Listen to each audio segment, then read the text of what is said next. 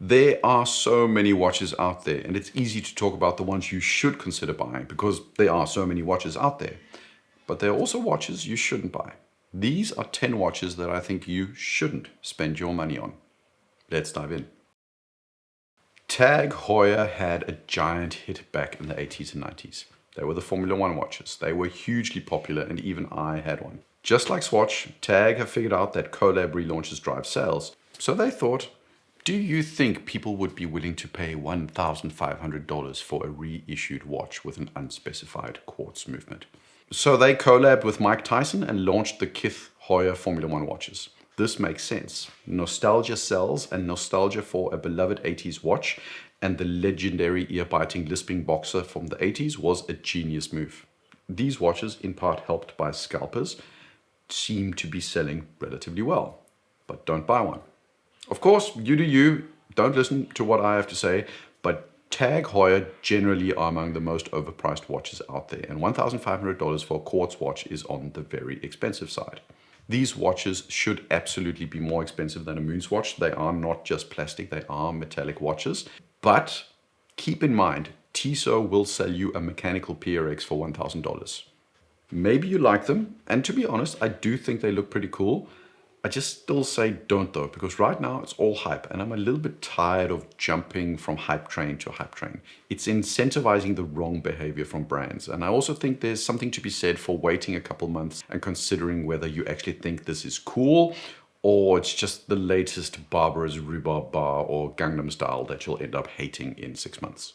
But okay, if it gets new customers into the watch world and out of the Apple Watch, then maybe it's okay. I'm a little bit on the fence for this one. Christopher Ward 12X. I own a 12. I love the 12. The 12 is one of the best value for money integrated sports watches out there today. They are excellently made, they look good, and are relatively affordable. It's a skeletonized model with Christopher Ward's own SH21 movement inside. It's a really nice watch, but the reason you shouldn't buy it is that it's a skeleton.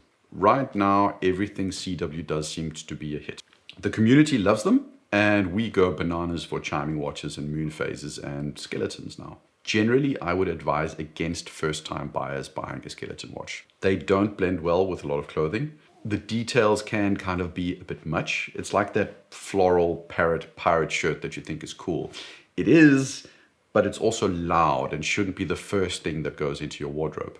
You have to start with a plain white t-shirt or a plain white Oxford. Branching out into skeletons is for later in your watch collecting journey, and if you have the basics down, then go for it, but don't make it your first watch. The Cartier Santos is a massively popular watch. I would guess that it's one of the most popular men's watches in Cartier's lineup. The Tanks and Pashas and Panthers likely sell a lot to women, but the Santos is the one men go for. I love it. It's good looking. It's a bit of a scratch magnet, but it just wears perfectly. It's dressy and it's casual. It's versatile without being bland in any way. This year they launched a dual time version. My own personal opinion is this watch has two problems. Problem number one is that it's a $9,000 watch with a Sedita movement inside. Normally I'm not too bothered about Cartier's movement decisions, but this one just seems wrong to me. If you get angry about Hublot costing $8,000 with the Sedita movement, then the dual time should bug you as well. The second problem is that this isn't a great dual time implementation. It's not really useful, and it doesn't, in my opinion, look particularly good. The square Santos is best as a time only or time and date only watch. With Roman numerals and all the Cartier bells and whistles, the dual time is just too much visually. So I would say get a regular Santos.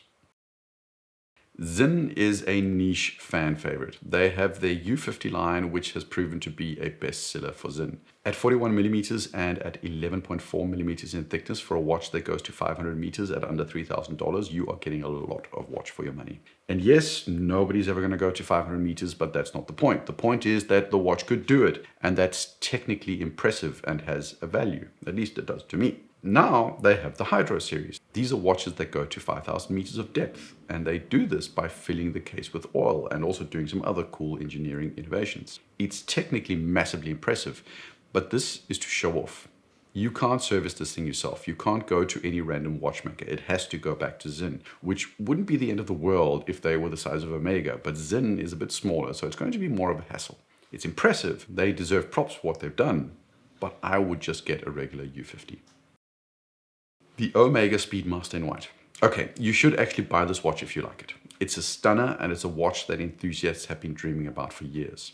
There have been limited and low production Speedmasters with white dials throughout the years. There are the Olympic models and the Alaska projects that come to mind, but this watch is regular production. There are no limitations, and if you like it, buy it. But don't buy it from a flipper. Don't buy it above retail. If you wait a couple of months or so, it will be available below retail. The Speedmaster in black never sells above retail, and once the initial hype of this watch dies down, this watch will become available. You won't have to wait years and years, and it will be cheaper on the secondary market. So if you don't have a purchase history that guarantees you the watch right now, I would wait until production really kicks in and you can get it everywhere. Two brands in one, Studio Underdog and Nomos. Studio Underdog does casual dress style watches. They are most famous for their pizza and watermelon dials. Nomos has the Tangente, which they just released in something like 50 different color variations. This is a little bit like skeletons. Color is cool. Color expresses personality. But at $1,000 or more, this is not monopoly money. And you have to take into account the longevity of the watch. How long are you going to think that that pizza dial is going to be fun? It's the parrot shirt again. You potentially get a couple of laughs out of it, but at some point you risk being the guy with the pirate parrot shirt. There's absolutely nothing wrong with that, but just be careful. If these watches were a couple of $100s, my reasoning might be different, but because the price point is where it is, you risk regretting it. Get a Studio Underdog by all means. They are great watches, but consider carefully if the one with the crazy dial is the wise choice. And to be clear, I wasn't always the style icon that I am today. I've had that parrot pirate shirt. I've had the screaming pink chinos, and I've had lacquered red Oxford shoes. Make sure you have your staples in place first. If you like Rolex, you like Rolex. You won't get any hate from me. The reason I say don't buy a Rolex has nothing to do with their branding, or their ADs, or their availability. It's about exclusivity and perception. Don't buy a Rolex to impress people. Nobody, and I mean nobody, cares. Enthusiasts are not impressed by Rolex, not unless it's a long E GMT or a Bakelite bezel. A regular Rolex is respected, but nothing that raises an eyebrow. Regular non-watch enthusiasts might recognize the watch, but they don't care. To them, it's just a watch that mid-level managers and recently promoted management consultants buy, because that's what you do. If it's a woman wearing one, it's likely a two-tone Datejust as a gift from a husband, as a wedding gift or a birthday gift or an anniversary gift. Again, nobody raises their eyebrows. If you like Rolex, cool, buy it. But after more than 2 decades of watch enthusiasm under my belt, I just know that nobody cares. Nobody's impressed. This was a tough one, but I might be on a little bit of a crusade about Bremont. If you have the time, consider watching my video about them. I'm not totally against their new brand direction. It's bland, but it's not a disaster to do an air, sea, and land themed branding. For me, I think you shouldn't buy the Terra Nova because it's a first try from Bremont. They're trying to do something new like the time Audemars Piguet did the 1159. The 1159 was not good in its first iteration. The dials were flat, they looked cheap and almost looked like fashion watches. At least the dials did. The cases were a whole different story. But a couple of years later, they added new textured dials and made a whole lot of changes to the dials that just improved the 1159 models massively.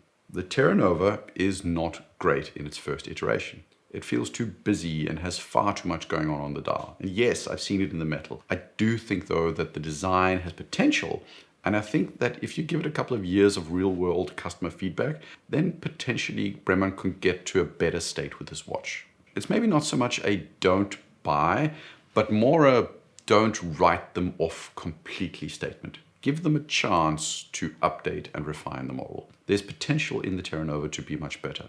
It needs a little bit of work, so let them do that and then consider it.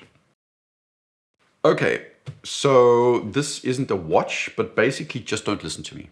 You should always make up your own mind. If you like something, go for it. If you think it's an okay price, go for it.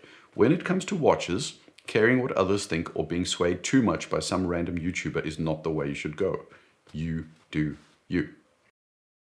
I've made clear on multiple occasions that I have absolutely no problem with homages and replicas. As long as it isn't a pure fake with a Rolex or Tudor logo on the dial, I don't care. Rolex is not going to go out of business. Innovation and real watchmakers are not going to disappear. Replicas can only exist because the originals exist. It's a parasitic and symbiotic relationship. I also think that a lot of replicas are, for the money, really well built. Again, check out my video on the subject, but there's one thing I didn't cover in my video about homages and replicas. Don't buy watches that don't have an in-country service point. Some Chinese brands have built an EU or a US site where you get two things that I think are very important. First, the pricing reflects the actual price. When you buy from some random Chinese company and they send directly from China, you will be hit by import duties and taxes that pump up the price significantly. Second, you have zero consumer protection.